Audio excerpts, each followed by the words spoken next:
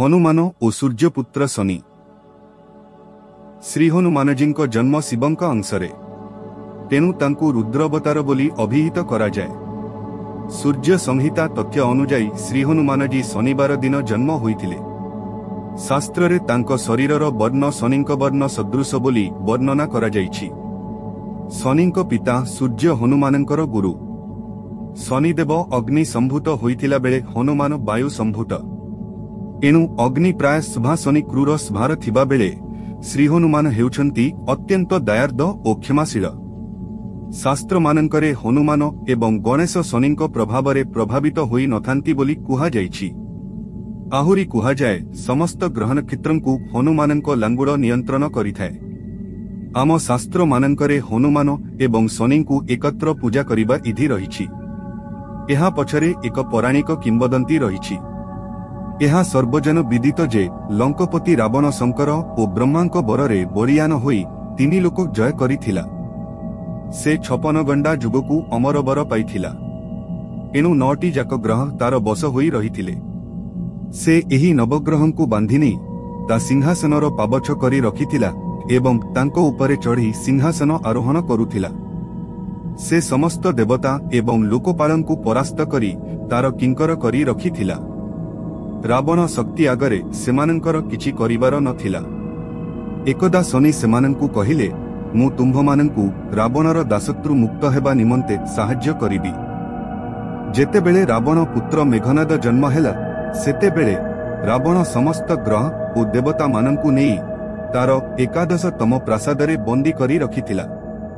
शनि देवंक कथा अनुजाई समस्ते तांकर साहाय्य पई तांको आडकु चाहिले।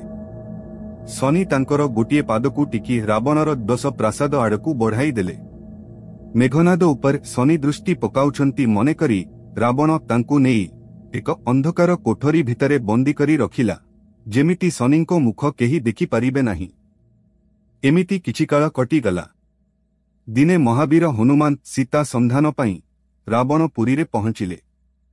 लंकार राजप्रासाद मध्यरे से इतस्ततः खोजी बुलु थांती एक गभीर अंध कूप मध्यरु सुनिबाकु पाइले शनिंको चित्कार। से शब्द बारी जाई पहुंची देखंती शनि सेही अंधकार गृहरे बंदी होई पड़िछंती। शनि बंधनरु मुक्ति पाई हनुमानंकु प्रार्थना कलारु हनुमान तांकु मुक्त कले। किंतु मुक्त होई से हनुमानंको उपरे दृष्टि पकाइबारु हनुमान निज शरीर रे प्रबल ज्वलन अनुभव कले। हनुमान शनिदेवंकु एहा जणाइले। तांको उपकारर प्रतिदान स्वरूपे शनिदेव तांकु बर देले, तुमर पूजन जिए शनिवार दिन करिबो से मो पूजार समस्त फल प्राप्त हेबो ओ ता उपरे मोर कुदृष्टि पड़िबो नाही। एही कथारु शनि ओ हनुमानंक एकत्र पूजा करिबा परंपरार उद्भव होईछि। हनुमान जेतेबेले लंका दहन करुथिले से देखिले सेथिरे किछि व्याघात घटुछि। से शनिदेवंकु साहाय्य पाई प्रार्थना कले। दरकार बेले साहाय्य पाई प्रतिश्रुतिबद्ध शनि लंका उपरे दृष्टि पकाई क्षणिक मध्यरे स्वर्णलंका को भस्मरे परिणत करिदेले। शनि हनुमानंकु कहिले, मु तुमको सदा सर्वदा सहाय हेबा पाई तुम शिररे बास करिबि। किंतु एथिरे तुमर गोटिए क्षति हेबो, तुमे सर्वदा संसार विरागी होई रहिबो। एथिरे हनुमान कहिले, मु तो चिर संसार बैरागी। प्रभु श्रीरामंक चरण कमल मोर एकमात्र आश्रय। एणु एथिरे मोर किछि क्षति हेबार नाही। मोर सहायता निमंते आपण मोर मस्तकरे अवस्थान करि पारंती, एथिरे मोर किछि आपत्ति नाही। एहा परे शनि हनुमानंक मस्तकरे जाई निवास कले। लंकारे राम रावणंक मध्यरे प्रबल समर लागिथाए। हनुमान मस्तकरे बड़ बड़ गछ पथर एमितिकी पर्वत मान बोहियाणी असुर मानंक उपर निक्षेप करुथांती। मुंडकु पिटी बड़ बड़ पहाड़ और पथर खंडकु भांगुथांती। शनि तांको मस्तकरे रही तीव्र आघात प्राप्त हेले। से अस्त व्यस्त होई पलाई जिबाकु बाहरिले ओ हनुमानंकु कहिले, वर्तमान मु जाउछि, किंतु मोर आशीर्वाद तुम उपरे सर्वदा लागि रहिथिबो। वर्तमान तुमे मोते कोनोसी बर मागी पार। हनुमान प्रार्थना करी कहिले, ता हेले आपण मोते एही बर दियंतु, मोर भक्त मानंकु आपणंकर कुदृष्टि केबे भी न लागू। शनि तथास्तु कही जिबाकु प्रस्तुत हेले। आघात प्राप्त तांकर शरीर सेतेबेले बहु पीड़ा हेउथाए। तेणु से हनुमानंकु कहिले, मो देह भीषण पीड़ा हेउछि, किछि तैल दियो, मालिश कले पीड़ा उपशम हेब। शनिंक कथारे हनुमान किछि सोरिष तेल कुआडू जोगाड़ करिदेले। सेही सोरिष तेल मालिश होई शनि पीड़ा मुक्त हेले। आउ गोटिए किंबदंतीरू जणा जाए, एकदा हनुमानंकु विवश करिबा पई शनि आसी तांको कांधरे बसी पड़िले।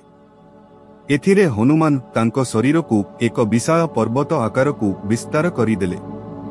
शनि हनुमानंकर कांध ओ घरर छात मध्यरे चापी होई रही चित्कार कले। शनि देवंको अनुरोध रक्षा पूर्वक हनुमान तांकु छाड़ी देले। हनुमानंकु शनि जाउथिबा बेले गोटिए बर देई गले, हनुमानंकु जिए पूजा करिबो मोर ता उपरे कोनोसी वक्र दृष्टि पड़िबो नाही। एही पौराणिक उपाख्यानरू जणा पड़िथाए हनुमान एवं शनिंको एकत्र पूजा हेबा एवं शनिंकु नैवेद्य आकार सोरिष तेल दिया जाउथिबा रहस्य। जय श्री शनिदेव, जय श्री हनुमान। अर्जुनी चरण बेहेरा। आपण शीर्षक न्यूज रो यूट्यूब चैनल को सब्सक्राइब कलेनी कि? जदि करि नाहंती एबे करि नियंतु। शीर्षक न्यूज रो फेसबुक और ट्विटर पेज को लाइक और फॉलो करंतु।